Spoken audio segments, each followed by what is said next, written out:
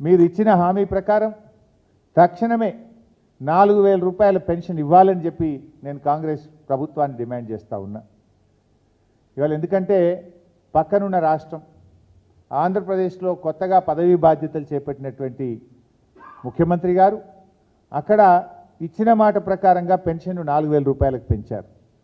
4,000 రూపాయలకు మొదటి సంతకం చేశారు. మొదటి సంతకం చేస్తేనన్నారు, మాట ప్రకారంగా చేశారు. మరి మీ మొదటి సంతకం ఏమైంది?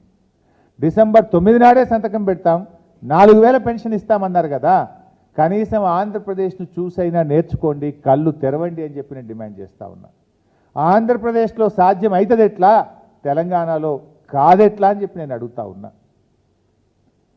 ఇవాళ మీరు అక్కడ ఆంధ్రప్రదేశ్లో మనం చూసాం, పత్రికలో చదివాం మేము, 3 నెలలు retrospective effect, April May June నెలలకు సంబంధించిన 1,000 రూపాయలు